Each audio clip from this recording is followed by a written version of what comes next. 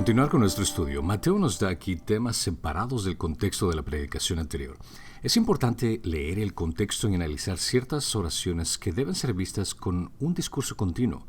Es por eso que cuando leemos la palabra de Dios tenemos que analizar todo en contexto para no caer en el error de una mala interpretación. La instrucción no está en absoluto conectada con lo que viene inmediatamente antes, sino que está completamente separada del tema anterior.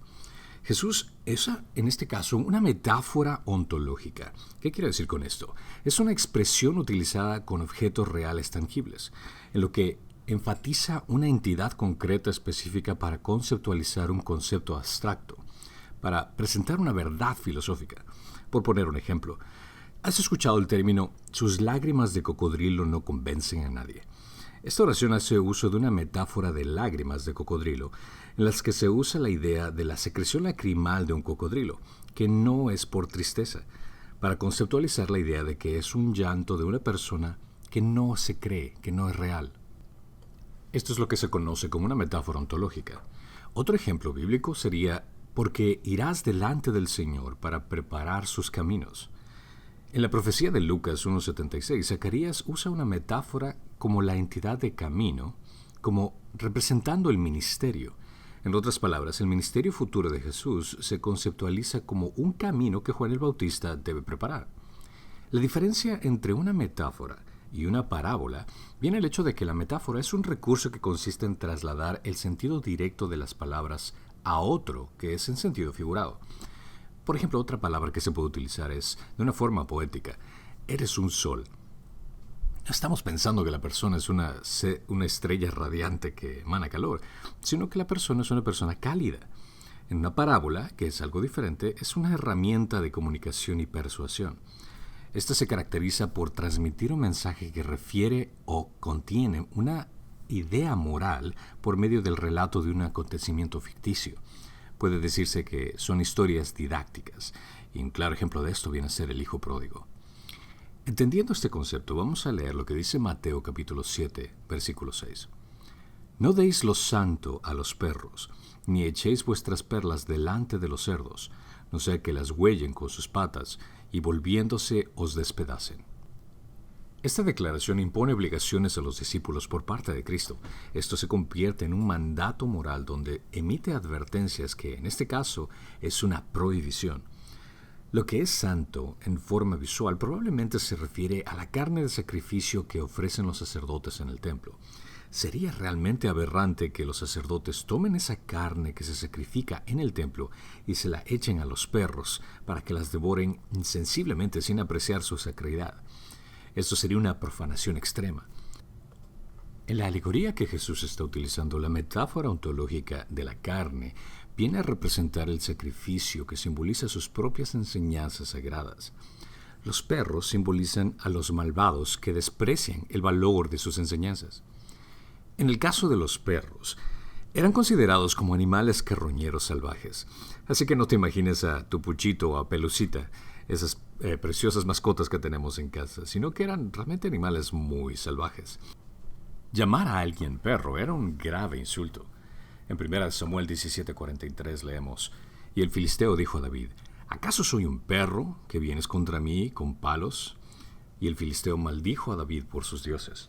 Esto te da a entender que incluso los paganos consideraban a los perros como algo insultante. El término perros se emplea como metáforas para designar a los que son incapaces de apreciar lo grande y lo santo, a los cínicos y a los propagadores de falsas doctrinas. En Filipenses 3:4 Pablo menciona: cuidaos de los perros, cuidaos de los malos obreros, cuidaos de la falsa circuncisión. Lo mismo que un perro que vuelve a su vómito, se relaciona a aquellos que vuelven a los pecados que habían hecho profesión de abandonar para siempre. Proverbios 26:11 menciona: como perro que vuelve a su vómito es el necio que repite su necedad. Los judíos en épocas posteriores llamaban perros a los paganos porque, según la ley, eran impuros. El mismo Jesús utilizó este término para expresar de una manera contrastada su doctrina de la gracia. En Marcos 7:27 él dijo: y él decía: deja que primero los hijos se sacien, pues no está bien tomar el pan de los hijos y echarlo a los perrillos. podemos entender que el término de perros realmente no era un término muy agradable por usar, a pesar de que sea usado en este caso por Jesús de forma diminutiva. En Apocalipsis se denominan perros a los excluidos del reino de Dios. Cuando leemos, afuera están los perros, los hechiceros, los inmorales, los asesinos, los idólatras y todo el que ama y practica la mentira. Ahora, entendiendo esto de forma literal, no estamos imaginándonos que todos los pecadores van a estar con sus mascotas afuera, sino que perros se domina a un grupo de personas pecaminosas que entran dentro de esta misma categoría. Vale la pena aclarar que los perros no se refiere exclusivamente a los gentiles. Puede referirse a los malvados en términos generales o a los opresores de manera más general. En Salmos 22:16 dice, porque perros me han rodeado, me han cercado cuadrilla de malhechores, me horadaron los manos y los pies. Salmo 22:20, libre mi alma de la espada, mi única vida de la garra de los perros. Salmo 59:14, regresa al anochecer, aúllan como perros y rondan por la ciudad, merodeando buscando qué devorar, y si no se sacian, gruñen. Como podemos observar, la metáfora ontológica de perros para referirse a cierto tipo de personas fue una relación visual sumamente ofensiva para los judíos que estaban escuchando. Para que nosotros podamos entender, esto es un insulto general para personas que realmente no aprecian la piedad, que no aprecian lo que tiene que ver con relación con Dios. Al seguir leyendo el versículo encontramos, ni echéis vuestras perlas delante de los cerdos. Perlas eran objetos familiares para la audiencia. Cristo usó con frecuencia las perlas como ilustración. Las perlas se hallan en el interior de las ciertas especies de moluscos como las ostras. Son glóbulos formados de capas de carbonato cálcido que se forman por el depósito de la sustancia narcada alrededor de un grano de arena que produce irritación y sirve de núcleo, formando de esta forma una perla preciosa en ciertos moluscos. Aparece una sola vez en el Antiguo Testamento, en Job 28:18, cuando menciona coral y cristal ni se mencionen. La adquisición de sabiduría es mejor que las perlas. También encontramos esta terminología en el Nuevo Testamento y la perla era una pieza preciada de joyería femenina. En 1 Timoteo 2:9, asimismo que las mujeres se revistan con ropas decorosas, con pudor y modestia, no con peinados ostentosos, no con oro o perlas o vestidos costosos. También vemos que las perlas se utilizaban como comercio y un objeto de alto valor. En Mateo 13:45 menciona, el reino de los cielos también es semejante a un mercader que busca perlas finas, y al encontrarla una perla de gran valor fue y vendió todo lo que tenía y la compró. Los maestros del primer siglo se refieren a las perlas simbólicamente para hablar de enseñanzas perspicaces y valiosas, que deben ser atesoradas más que cualquier otra cosa. En este caso, es una relación metafórica ontológica para referirse a la apreciada enseñanza de la verdad de Dios, tanto en las Escrituras como lo que Jesús enseña en ese momento, y eventualmente lo que entenderíamos como el Evangelio. El siguiente elemento vienen a ser los cerdos. No hay ningún animal del que se hable con tanto aborrecimiento en la Biblia como el cerdo. Está prohibido como impuro para la ley mosaica. Lo leemos en Deuteronomio 14:8. Y el cerdo, aunque tiene la pezuña dividida, no rumía, será inmundo para vosotros. No comeréis de su carne ni tocaréis sus cadáveres. Los judíos más ortodoxos de la antigüedad ni siquiera nombraban el nombre del animal, pero se referían a él como la abominación. Utilizando como una comparación, a veces se cita a los cerdos como la encarnación proverbial de la inmundicia. Proverbios 11:22 lo menciona de esta forma. Como anillo de oro en el hocico de un cerdo es la mujer hermosa que carece de discreción. Sin embargo, en épocas posteriores encontramos que los cerdos se criaban en manadas en Palestina. Esto, sin duda, se mantuvieron para el comercio con la población pagana de Palestina. En la actualidad es muy raro encontrar en la Tierra Santa cerdos, ya sea para su consumo, a menos de que sean en restaurantes exclusivos para comida de turistas. El uso de Jesús hace de los cerdos como metáfora ontológica fue para impactar a una audiencia mayormente judía con una hipérbole gráfica que demuestra una gran indignación. En consecuencia, las perlas aquí simbolizan la enseñanza de Jesús dada por los discípulos, que no vale la pena entregar a los cerdos. Simboliza a los perversos y a los inicuos que no apreciarían la verdad del Evangelio. Al continuar el versículo vemos, no sea que las huellen con sus patas y volviéndose os despedacen. Los cerdos comen cualquier clase de comida que les pongas enfrente, sin importar el estado en que se encuentre. Un inconveniente de criar cerdos es su incapacidad de digerir material vegetal fibroso, lo que significa que no pueden sobrevivir solo con pasto, es decir, pasto o heno o cualquier comida saludable que otro animal consumiría, como podrían hacerlo las ovejas, las cabras y el ganado. Históricamente, esta realidad ha llevado a menudo a que los cerdos se utilicen como limpiadores de basura, ya sea en las calles o en una pocilga, lo que ha juzgado un papel dominante en el rechazo de la abstinencia del consumo de carne de cerdo en algunas culturas y religiones. Es muy común en nuestros países el consumo de cerdo, pero en realidad no es un animal muy saludable de consumir. Las perlas, siendo pisoteadas por los cerdos, da a entender que no eran el alimento o interés de los cerdos que esperaban o deseaban. Los cerdos nunca apreciarían las perlas. Así como los malvados consumen placeres mundanos, los cerdos nunca apreciarían la verdad que viene de Dios. Este desprecio por la verdad de la palabra de Dios, o el Evangelio, está representado por el cerdo que pisotea las perlas. Que los cerdos se vuelvan contra el que ofrece las perlas muestra que el desprecio del mensaje del Evangelio aún es mayor, sin importar la verdad. Lo que el Señor nos quiere mencionar aquí es el hecho de que tenemos que compartir el preciado tesoro del Evangelio con todos aquellos que aprecian la verdad, con aquellos que van a valorar lo que realmente significa esta preciosa verdad de las palabras que trae el Señor. Vale la pena aclarar que Mateo no está presentando esta predicación de Jesús como una prohibición para llevar el mensaje de la verdad del Evangelio a los gentiles. Si Jesús hubiera querido enfatizar una prohibición de misión a los gentiles, seguramente lo habría dicho en el contexto de Mateo 10, 5 al 6, y no aquí, que menciona: a estos 12 envió Jesús después de instruirlos, diciendo: no vayáis por el camino de los gentiles, y no entreguéis de ninguna ciudad a los samaritanos, sino id más bien a las ovejas perdidas de la casa de Israel. En este contexto claramente pudo haber mencionado acerca de perros o cerdos para referirse a los gentiles, y así la prohibición sea para que el Evangelio no se dé a otros que no sean judíos.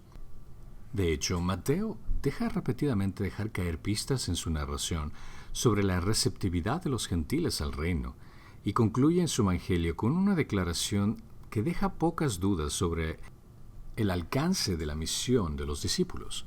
En Mateo 28, 19 dice: id pues y haced discípulos de todas las naciones, bautizándolos en el nombre del Padre, y del Hijo, y del Espíritu Santo, enseñándoles a guardar todo lo que os he mandado. Y aquí, yo estoy con vosotros todos los días, hasta el fin del mundo. Cristo recuerda a los apóstoles y por medio de ellos a todos los maestros del Evangelio que deben tener cuidado de predicar el mensaje del reino, ya que es una verdad volátil que a menudo polarizará a quienes la escuchen. Mateo 10, 14 dice: y cualquiera que no os reciba ni oiga vuestras palabras, al salir de esa casa o de esa ciudad, sacudid el polvo de vuestros pies. En verdad os digo que en el día del juicio será más tolerable el castigo para la tierra de Sodoma y Gomorra que para esa ciudad. Aquí podemos ver claramente que el castigo para aquellos que rechacen la verdad del Evangelio va a ser mucho más severo, en contraste de Sodoma y Gomorra, que fueron ciudades sumamente pecaminosas. Pero aquí surge una pregunta: ¿debemos de refrenar de predicar el Evangelio a ciertas personas? Por un lado, Jesús mandó a predicar el Evangelio a toda criatura, como leemos en Marcos 16:15, y les dijo: id por todo el mundo y predicad el Evangelio a toda criatura. Pero por otro lado, Pablo dice que la predicación del Evangelio es una tontería o necedad para los hombres impíos que solo se burlan de la cruz. En 1 Corintios 1:18 dice: porque la palabra de la cruz es necedad para los que se pierden, pero para nosotros los salvos es poder de Dios. La respuesta a esta pregunta sería: como ministros del Evangelio y los que son llamados al oficio de enseñar, No tenemos la capacidad para distinguir a primera instancia entre los hijos de Dios y los perros o los cerdos. Es nuestro deber presentar la doctrina de la salvación indistintamente a todos. En el proceso, por medio de sabiduría y revelación del Espíritu Santo, vamos a darnos cuenta con qué clase de persona estaremos tratando. Debe entenderse que perros y cerdos son metáforas ontológicas dados no para referirse a toda clase de hombres depravados o a los pecadores en general, sino a aquellos que, con claras evidencias, han manifestado un endurecimiento o desprecio de Dios, de modo que su enfermedad pecaminosa parece ser incurable. Considera que el Evangelio no está limitado solo para aquellos que son enseñables o aquellos que están bien preparados, ni tampoco a los que son moralmente aceptables o dignos de recibir el mensaje de salvación. Por el contrario, todos somos impíos por naturaleza y propensos a la rebelión, sin importar nuestro estatus social, nuestro nivel educativo académico o procedencia religiosa. A nadie debe negarse el remedio de la salvación, sino hasta que lo hayan rechazado tan vilmente cuando se les ofreció la verdad, como para hacer evidentes que están reprobados y condenados a sí mismo. Romanos 1:18 lo aclara de esta forma. Porque la ira de Dios se revela desde el cielo contra toda impiedad e injusticia de los hombres, que con injusticia restringen la verdad. Porque lo que se conoce acerca de Dios es evidente dentro de ellos, pues Dios se lo hizo evidente, porque desde la creación del mundo sus atributos invisibles, su eterno poder y divinidad, se han visto con toda claridad, siendo entendidos por medio de lo creado, de manera que no tienen excusa. Hay dos razones por las que Cristo prohibió que el Evangelio se ofreciera a los despreciadores perdidos. Una de ellas es por evitar una profanación abierta de los misterios de Dios. El exponer burlas de los hombres perversos, lo que es sumamente sagrado y preciado tanto para Dios como para sus hijos, es algo que tenemos que considerar. No podemos presentar una verdad que alguien realmente va a profanar. La segunda razón es el hecho de que Cristo tenía la intención de consolar a sus discípulos, para que sus discípulos no se desmoralicen y dejaran de dedicar su trabajo a los elegidos de Dios en la enseñanza del Evangelio, a pesar de los rechazos y burlas por los hombres malvados e impíos.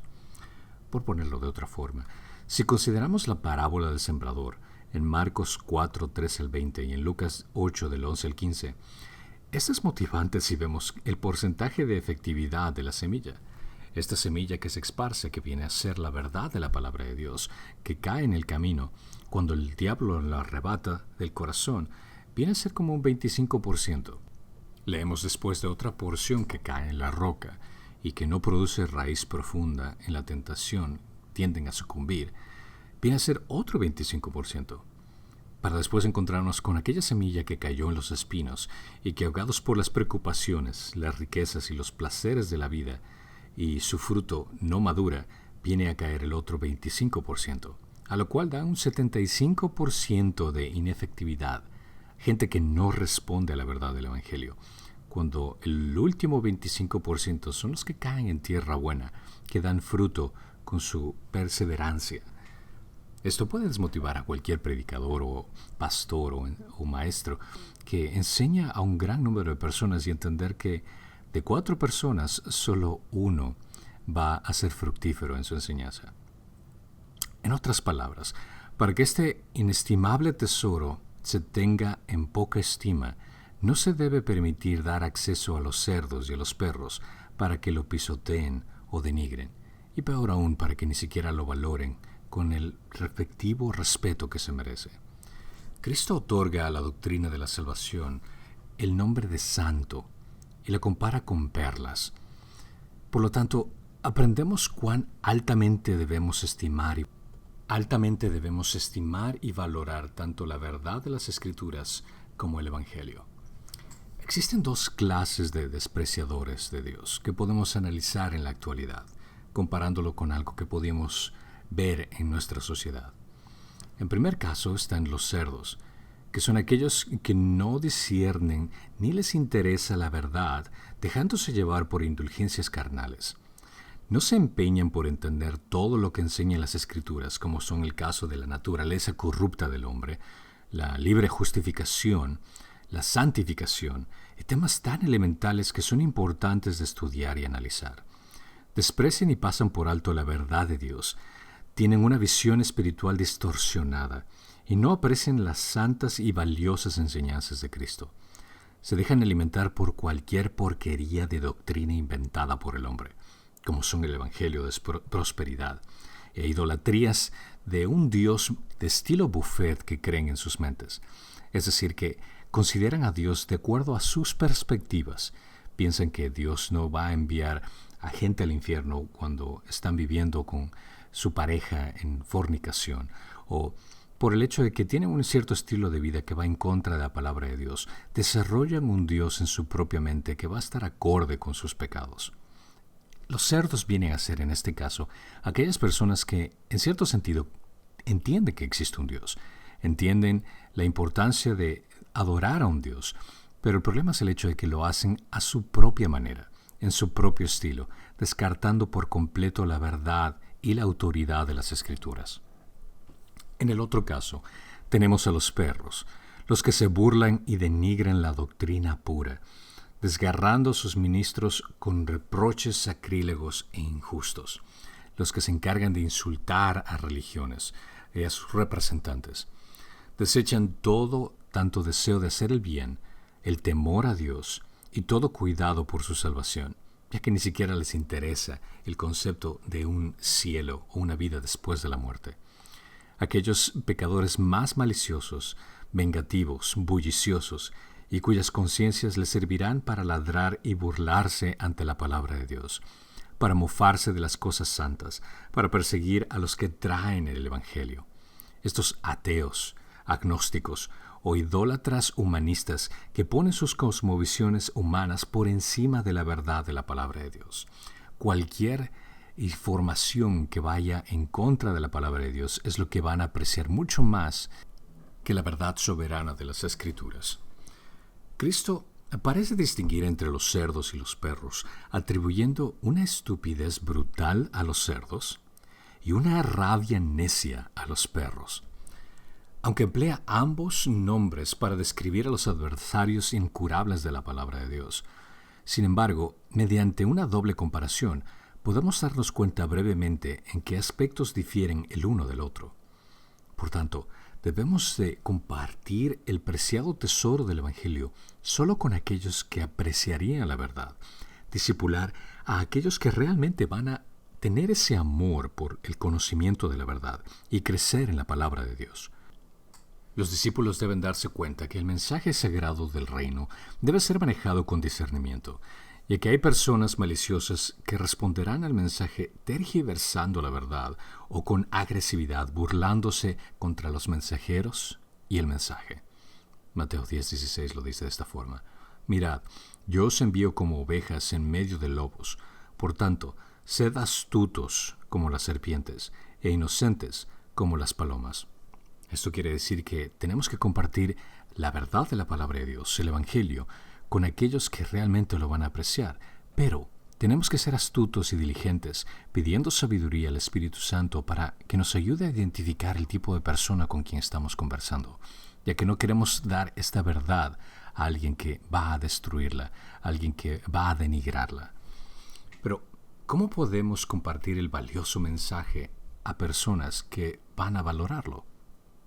Lo primero que tienes que hacer, y lo más elemental, es orar para que el Espíritu Santo tome control de la situación, preparando tu corazón, tanto como el corazón de la persona con quien vas a compartir, y guiándote en sabiduría y en verdad para poder compartir las buenas nuevas del Evangelio. No es nuestra elocuencia lo que va a salvar a la persona, no es nuestra capacidad de palabrería lo que va a convencer al individuo, es el mensaje del poder del Evangelio que el Espíritu Santo va a utilizar para transformar la vida de una persona. Así que primordialmente tenemos que confiar en lo que Dios va a hacer en el individuo. Segundo, te puede ayudar el establecer una conversación inductiva. Esta es una estrategia de razonamiento en base de inducción o preguntas de conocimiento para establecer una conclusión de interés de la persona que tiene con respecto a la verdad del Evangelio que le estás presentando. Puedes hacerle preguntas como, ¿qué es lo que una persona necesita para ir al cielo? Y escuchar su respuesta. O, si fueras a morir hoy, ¿tienes la seguridad que vas a ir al cielo? O preguntas como, ¿piensas que existe vida después de la muerte? Y escucha atentamente lo que te van a decir, ya que en este caso puede que te encuentres con una persona que esté realmente interesada en saber o hablar cosas de eternidad, cosas que tienen que ver con la verdad de la palabra de las Escrituras. O te vas a topar con alguien que va a decirte, pues realmente no estoy interesado, no creo que existe un cielo, tampoco creo que existe un Dios, ni vida después de la muerte. A pesar de incluso respuestas negativas, tienes que evaluar la actitud de la persona. Puede que te encuentres con alguien que, por más negatividad que expresa en sus palabras, tenga un corazón que tal vez el Señor esté preparando para que esa verdad pueda crecer.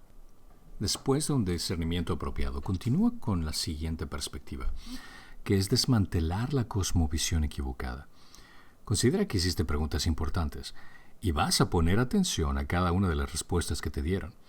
Prosigue a partir de la información que obtuviste de la persona en corregir las ideas erróneas con las Escrituras. Si es que alguien te respondió que necesitas ser una buena persona para ir al cielo, puedes utilizar Efesios 2.8 para que puedas corregir ese pensamiento erróneo. O si te dice, bueno, todos somos hijos de Dios, claramente Juan 1.12 sería el versículo apropiado para hacerle caer en cuenta que no es así. Si que dicen que Dios es un Dios amoroso y perdonador, puedes referirlo a Números 14:18 para que se den cuenta que Dios no va a pasar por alto el pecado. Es a partir de esto que vas a utilizar la información que ellos te dieron para someterlos ante la verdad de la palabra de Dios. Y muchas personas van a responder de cierta forma como, bueno, no creo todo lo que dice la Biblia, prefiero confiar en mi perspectiva y no confiar en lo que dice un libro. Entonces es ahí donde tienes que hacer una evaluación de qué es su respuesta y si la persona realmente no está interesada en lo que tiene que decir la palabra de Dios, pues no es importante que continúes. Y puede que otra persona más adelante lo toque y puedes presentar la palabra de Dios a una persona que realmente está interesada en ese momento. Pero si es que la respuesta es positiva, continúa con el siguiente punto que vendría a ser presentar primero las malas noticias. Expone a la persona a su condición pecaminosa al ser comparada con el estándar perfecto de Dios. El hacer caer en cuenta a la persona de su condición pecaminosa con preguntas como ¿cuántas veces has mentido en tu vida? ¿O has tomado algo que no te pertenece sin importar del valor de lo que haya sido? ¿Has odiado a alguien? Porque Jesús menciona que si es que tú has odiado a alguien, has matado a esa persona en tu corazón. O si has visto a una mujer con lujuria, eso significa que has fornicado con esa persona en tu corazón. O has envidiado a alguien. Esto es solo para darte unas ciertas referencias al utilizar los 10 mandamientos, para que la gente se dé cuenta de la gravedad de su problema. Pero si aún así se quieren autojustificar, puedes hacerle caer en cuenta de que la cantidad de crímenes que han cometido es muy grande. Si utilizas esta referencia del número de crímenes recopilados en su vida, solo considera que, por ser generosos, una persona peca 10 veces al día. Al año resulta en unos 3.650 crímenes en contra de Dios. Y si es que eso lo multiplicas por su edad, una persona de edad promedio de 20 años tendría alrededor de 73.000 crímenes. Si estamos hablando de una persona que tiene 40 años, sería más de 150.000 crímenes que ha cometido en contra de Dios. Aún así te puedes topar con alguien que va a justificarse con esa cantidad de crímenes, pero si les recuerdas cuántos crímenes tuvieron que cometer Adán y Eva para ser echados del paraíso y maldecidos al punto que el resto de la humanidad tuvieron que sufrir las consecuencias, al igual que el resto del mundo, del pecado, de un pecado que cometieron, puedes hacerles caer en cuenta que están en una situación bastante grave. Acto seguido, para enfatizar el problema de su condición pecaminosa, tienes que hacerles caer en cuenta que no existe nada de lo que ellos pueden hacer para borrar sus propios crímenes. Ninguna cantidad de obras buenas puede borrar su récord criminal. Su arrepentimiento, por más sincero que éste sea, tampoco va a borrar sus crímenes. Ni siquiera su religiosidad, de cuántas veces lean la Biblia, cuántas veces vayan a la iglesia. Nada de esas obras religiosas pueden borrar sus crímenes. al presentar esta perspectiva negativa, lo que son las malas noticias, te puedes topar con una persona que tal vez va a responder de una forma quebrantada al ver su situación ante Dios. O te puedes encontrar con una persona que dice, bueno, realmente no soy tan mala persona, al final de cuentas Dios me va a perdonar. Y tener una actitud arrogante. Es ahí donde nuevamente tienes que pedir sabiduría al Señor y discreción para darte cuenta si la persona realmente va a valorar el Evangelio. Pero si es que vas a continuar, aquí continúa el siguiente punto, que es presentar las buenas noticias. Esto quiere decir entregarle la perla. Explicar el sacrificio expiatorio de Cristo para el perdón de los pecados cuando creemos en su sacrificio en la cruz por nosotros. El sacar de la persona esta información es lo que también realmente vale la pena. Es interesante, cuando he tenido la oportunidad de compartir el Evangelio, siempre hago que la misma persona con quien estoy compartiendo el Evangelio se predique a sí mismo. Hasta ahora no me he topado con alguien que no sepa esta respuesta cuando les digo, ¿qué fue lo que hizo Dios por nosotros para que no tengamos que ser enviados al infierno y castigados por toda la eternidad? Y casi siempre la respuesta es la misma. Él murió en la cruz. Y es interesante ver cómo ese foco se ilumina en su rostro cuando finalmente entienden la cruz, a pesar de que tal vez han sido expuestos a ese mensaje por muchos años. Es por primera vez que pueden ver la fotografía completa. Es como uno de esos dibujos de niños donde existen varios puntos y comienzan a dibujar entre esos puntos y de pronto ven la imagen que estaba escondida en esa gráfica. Es cuando presentas la verdad de Dios, donde Dios, la segunda persona de la Trinidad, vino a tomar nuestro lugar para ser castigado por nosotros. Este segundo Adán que vino a darnos una nueva identidad. La justicia de Cristo es imputada en nosotros y su perfección es acreditada en nuestras vidas. El entender que somos salvos al confiar única y exclusivamente en el trabajo culminado de Cristo en la cruz, lo que se convierte en esa perla preciosa que aquella persona que su corazón ya estuvo preparado por el Espíritu Santo va a apreciar. Y a final de cuentas, lo que sería importante por hacer es asegurarte que la perla sea apreciada, que esa semilla que acabas de entregar esté plantada en lo más profundo de ese corazón. Establece una conexión con la persona para que puedas dar un seguimiento y nutrir la semilla plantada en ese corazón. Obtén su información para comunicarte con él o con ella. Invítalo a la iglesia. Dale recursos. Nutre esa semilla. Y mejor aún, ¿qué tal si lo disipulas y oras por esa persona para que pueda crecer como un cristiano que ha nacido nuevamente en un desarrollo espiritual sano? La verdad de Dios no debe ser expuesta innecesariamente al abuso y a la burla. Es un uso irresponsable de tiempo y esfuerzo seguir golpeando una puerta que firmemente está cerrada. Los discípulos deben entrar si está entreabierta y la persona va a recibir la verdad. Pero si el corazón está firmemente cerrado con cerrojo, es la indicación para tal vez pasar a otra persona. Los discípulos de Jesús no deben ser tropas de asalto para el reino de Dios. No debemos golpear la puerta con nuestro pie. Debemos estar equipados con el radar más sensible para ver dónde el Espíritu de Dios ya está preparando el camino y entonces entrar con todo amor y compartir la verdad de Dios. Existen distinciones, obviamente, entre guiar la verdad a un hombre sabio y tratar de corregir a un necio escarnecedor. Proverbios 9:7 menciona: el que corrige al escarnecedor atrae sobre sí deshonra, y el que reprende al impío recibe insultos. No reprendas al escarnecedor para que no te aborrezca. Reprende al sabio y te amará. La predicación evangelística no debe ser totalmente indiscriminada.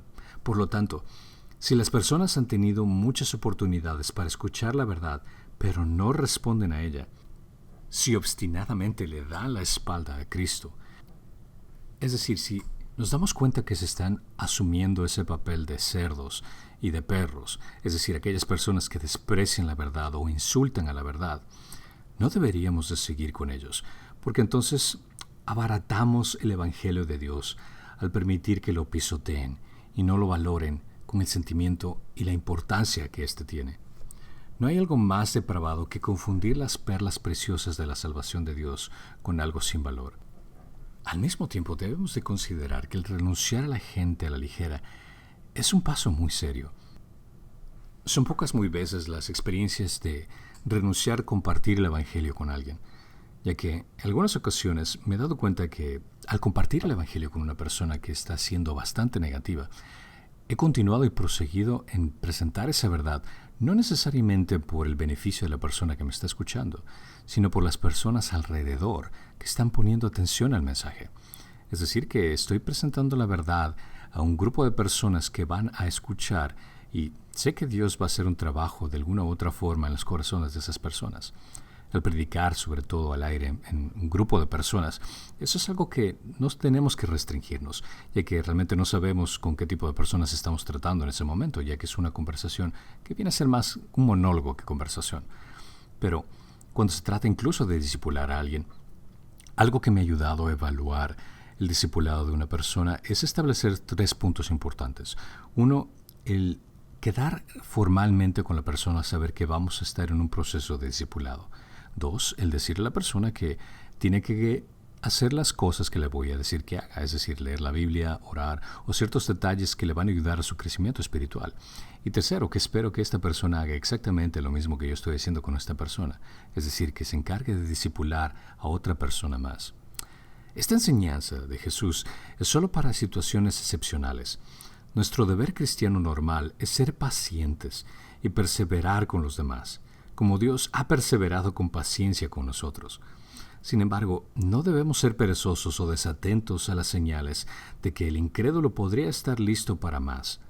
Hay un arte de caminar por la línea entre la diligencia y la apatía, pero tenemos que pedirle a Dios sabiduría para que nos ayude a distinguir con qué clase de persona estamos tratando.